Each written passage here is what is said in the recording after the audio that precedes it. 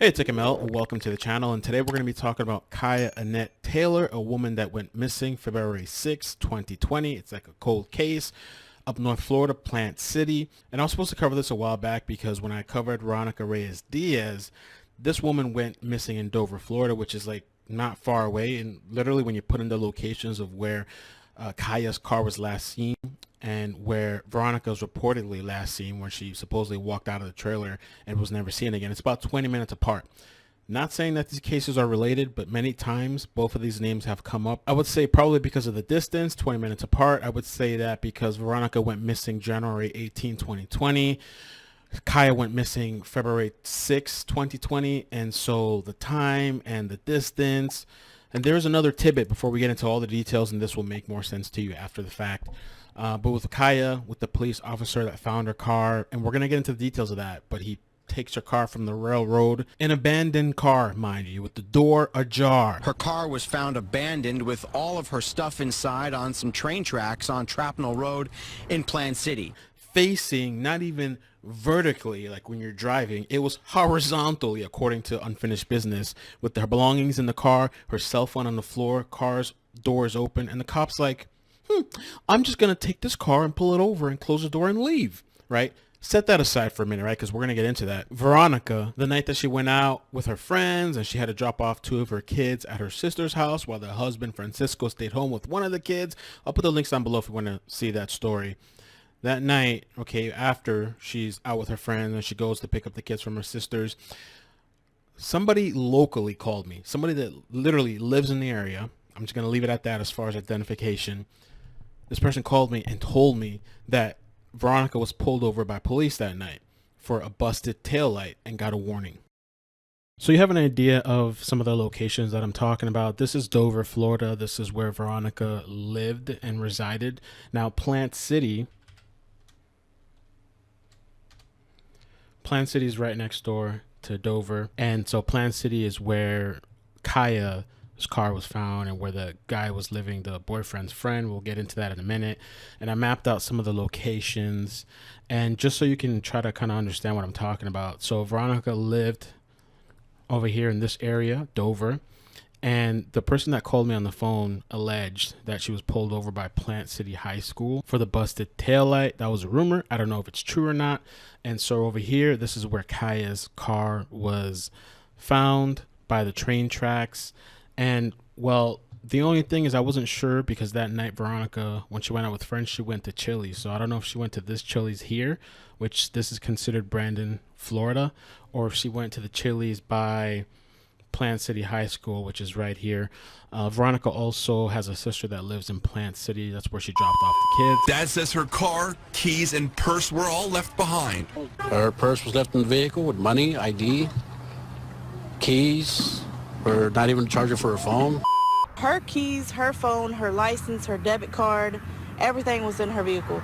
That's the only things that I just see for the people that, you know, because both of the names were brought up and I just thought I'd put that out there. I don't think I've announced that publicly. I might have said it in a member's video. A cop stopped her and then she goes home, supposedly goes inside the house, and the kid supposedly says she stepped out and never returns. He wakes up in the morning around 7, doesn't see Veronica around, and the child, the older child, tells him that mommy went back outside at night. Again, this is according to the husband and the story that was told to police by him. Her husband told me he woke up about 7 o'clock Saturday morning and he looked for her and he couldn't find her. So he woke up the oldest son and asked him, no, mama went outside. Cieha Taylor, let's get into this. Now I have to say before we start that the Facebook page that's being managed for Cieha Taylor, which I believe is the family, I was kind of impressed. I went today to look at it after looking at several news media articles, and I was like, this is the most detailed information that I've seen. And not only did I just take the information they posted as, you know, as is, I actually referenced it with a lot of different news media articles and referenced it with Unfinished Business, which we're going to listen to that also in this video. And you have to keep in mind that Unfinished Business is the actual police, Hillsborough County. I believe they're doing like some sort of podcast. A brief description of Cieha from the family's Facebook. Kaya's 5'6", weighs around 180 pounds, has several tattoos, an infinity symbol on her upper chest, a large rose and stem on her inner forearm, a ladybug on her ankle, double X's with a rose on her back of her shoulder, and a faced sun on her upper outer thigh. Now I'm going to get into the details of what the family posted on Facebook. I thought it was the most detailed information out of all the articles, and so I'll just read that. Kaya was last seen in Plant City, Florida around 4 p.m. on Thursday, February 6, 2020, dropping her boyfriend off at his friend's house off Colward and Trapnell Road. Supposedly, the last people who saw her that day were her boyfriend, his friend, and the friend's father. They have been interviewed by detectives. So a quick side note, Kaya is from Dade City originally, and her boyfriend lives in Plant City, but he lives with his friend and his friend's parents, from what I gathered. And according to Unfinished Business, they were the ones in multiple articles to last see Kaya when she left, and she was supposed to be going back to Lakeland where one of her friends stayed. So just painting that picture a little bit for February 6th. We're going to revisit this. On Thursday, February 6th, around 7 p.m., because around 4 p.m. she leaves the house. Around 7 p.m., Kaya's car was found running abandoned on the train tracks less than a mile from her boyfriend's home. So it was really close, from Colward and Trapnell to this other location where it was by a farm. It was like really, really, really close. The driver's side door was open. Her phone was found on the ground next to the car on the train tracks. All right. A Plant City police officer came on scene, and we're going to get into why he came on scene. It wasn't just random, according to Unfinished Business. Kaya's license plates were not ran by the police officer. The police officer got in her vehicle, moved her car with her belongings inside, moved it to the side of the road, and locked the door. They haven't released the officer's name from February 6th, but I don't know. Was it just a gaffe, just stupidity? I just can't imagine a police officer, not even just a police officer, a person, a regular person. You see an abandoned car, you're driving, there's a car like this on the road with the door open, belongings out, which there was a person that reported it, according to Unfinished Business. And you're going to be like, maybe I should call the cops. Or if a cop comes and be like, maybe I should run the plates. Maybe I should look into this. Doesn't make any sense. Defies logic. Supposedly on the Facebook page, they say that there is an internal affairs investigation going on, but they haven't released any information. They've asked several times. It's a little interesting that they won't release the officer's information or name. I just wonder why. If it was really innocent and just by mistake, why can't we put his name out there? I don't know. Also, the family stated that these railroad tracks, the train tracks, they were under maintenance, and so there hasn't been any trains like running on those train tracks for about a year. According to the family, between February 6th and February 9th, in the meantime, they began calling Kaya's phone multiple times and reaching out to friends, trying to see who had seen her or spoke to her, still not knowing her vehicle was abandoned on February 6th. Her vehicle was not found until Sunday, February 9th, by a family friend. At that time, a missing person report was filed. Here's another detail of the case, which is kind of like the kicker.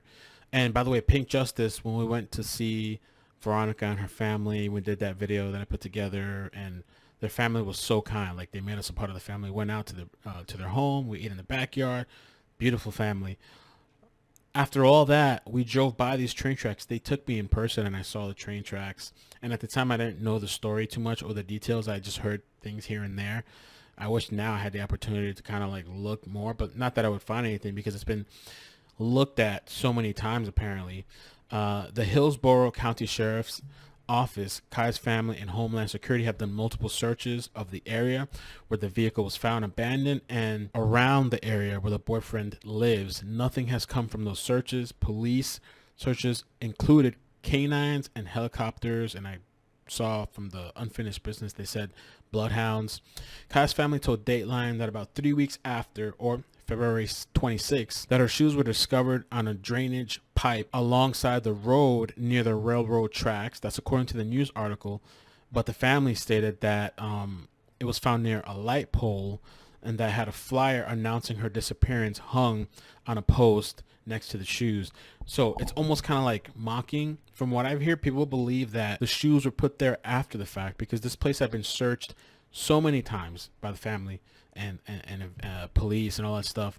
and they never saw this. And then now, 3 weeks later, February 26th, the shoes and a missing flyer, like right there, almost like taunting. So police recovered the shoes, and they were confirmed supposedly by Kaya's mother that they were her shoes. According to Oxygen, though, Hillsborough County Sheriff's Office declined to confirm whether the shoes have been found or not. I guess because it's a case and it's tight-lipped and some of these things they don't want to release. It's an active investigation.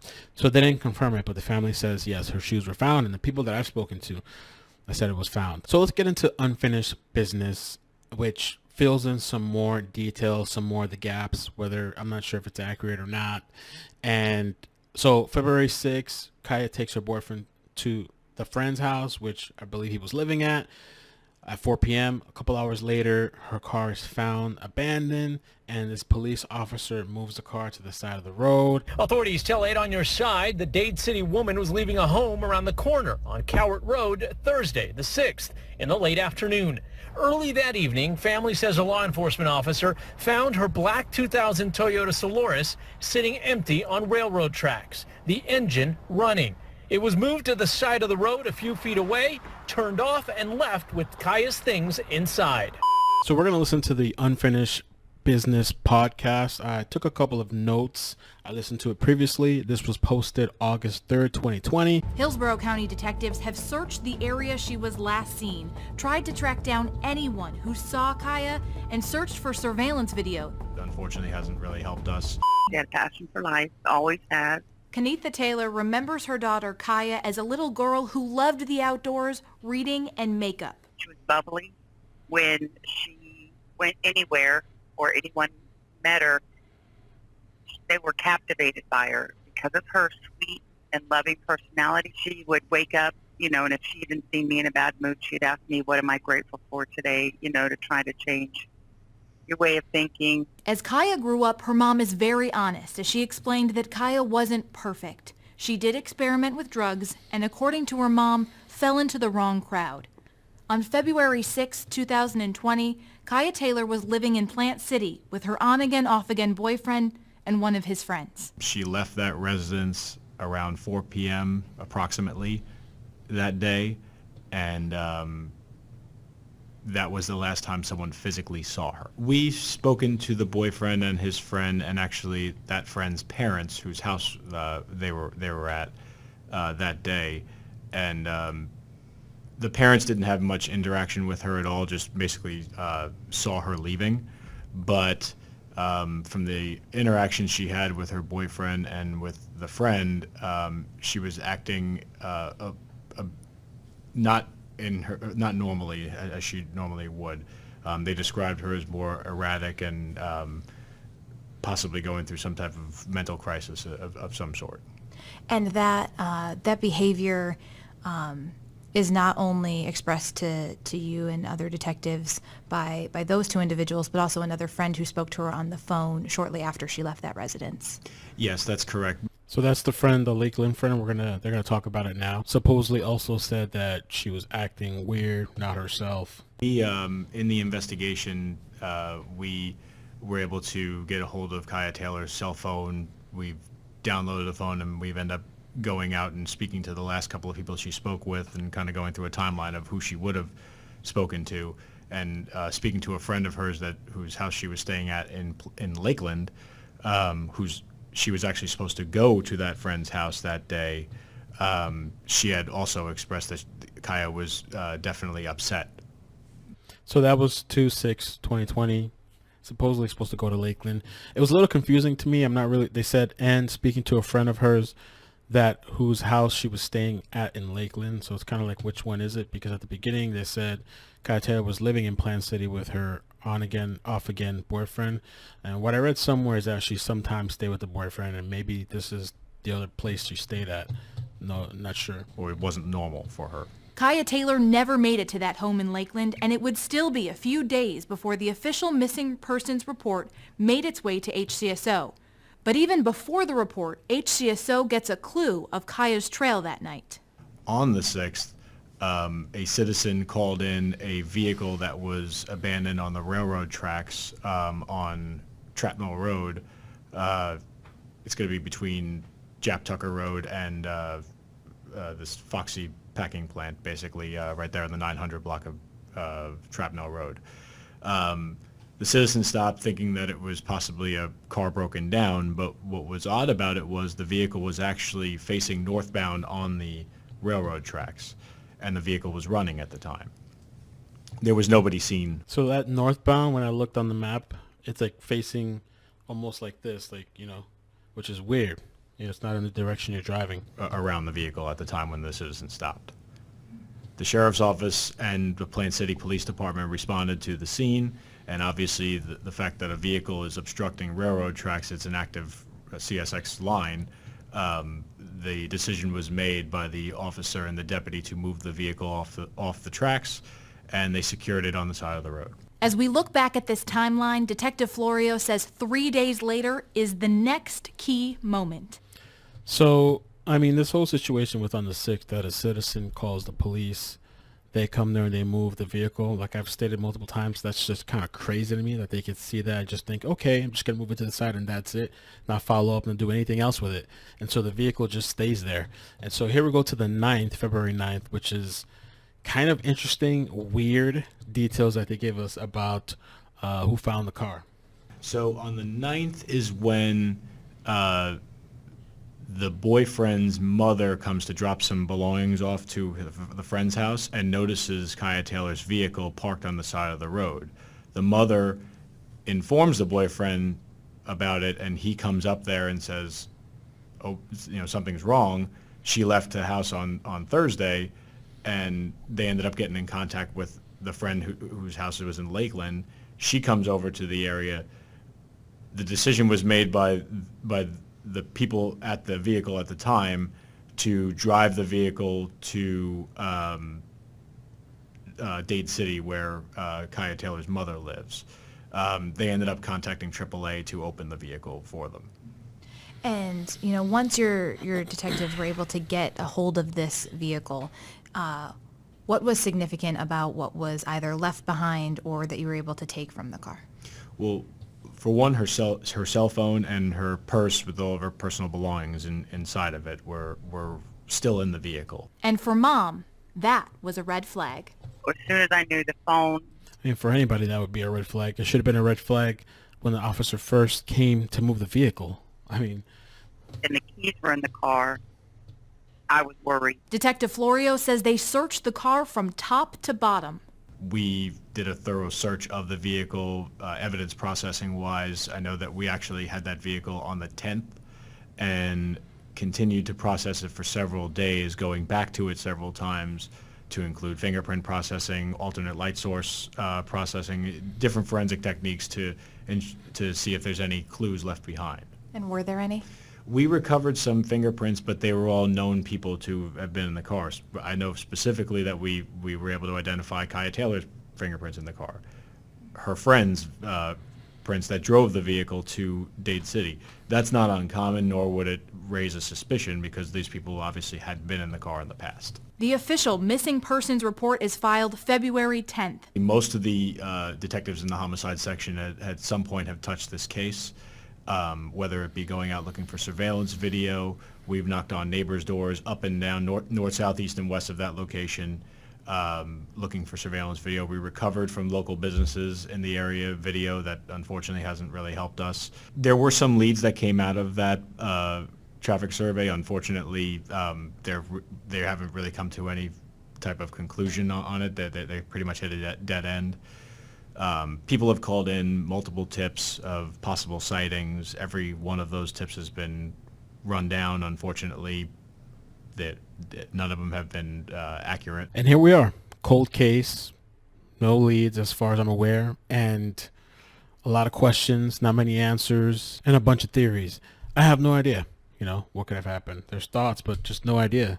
Now, the police officer just moving the vehicle to the side and leaving it like that, and it was found days later, that was crucial. I mean, that person literally helped out, it was to the benefit of whoever did whatever to Cieha. I mean, I saw a lot of different theories too where people were thinking maybe she was on something and she just ran off. But if that was the case, I would think that they would have found her body, around that area somewhere. Just the circumstances is very bizarre. The door left open, phone on the floor, all her belongings inside. One other little thing that I noticed just in observation, because I saw people posting on Reddit, I believe it was. This post was from April 18th on the Finding Kaya page. And one of the things they mention here is that is Kaya dropping off her boyfriend at a friend's house on Coward and Trapnell. The only persons that saw her were her boyfriend and his friend. They have been interviewed multiple times by detectives. We have been told that he is not a suspect and his story pans out. We have not been privy to these questions or information was provided during those interviews. This case is still an open investigation. So if you look back in April, you see that portion like that. And if you look at the more recent post from October 29th, and we look at the same area of facts, it looks like they made some slight modifications. And now, so it says, Kaya dropped off her boyfriend at his friend's house off of Coward and Trapnell. The last people who saw her that day were her boyfriend, his friend, and her friend's father. They have been interviewed by detectives. We have not been privy to what questions or information has been provided. Now, I thought that was a little significant because in the Reddit forums, people were saying that, well, the boyfriend has been cleared because of this post. People were literally posting this post and saying that he's cleared, he's not a suspect, and he's been interviewed and whatever. And so now I just noticed that there is a bit of a change in the wording. Could be nothing, could be something. I don't know. You guys let me know your thoughts. Comment down below. Thank you for all the support on the channel. If you wouldn't mind hitting the subscribe button on your way out or hitting like and sharing the video, I'd appreciate it. I spent several hours putting this video together. If you want to know more about Veronica Reyes Diaz, that story, I'll put the links down below. I'll put the link for the podcast too if you want to listen to the entire episode. Take care of yourselves. Be safe and peace.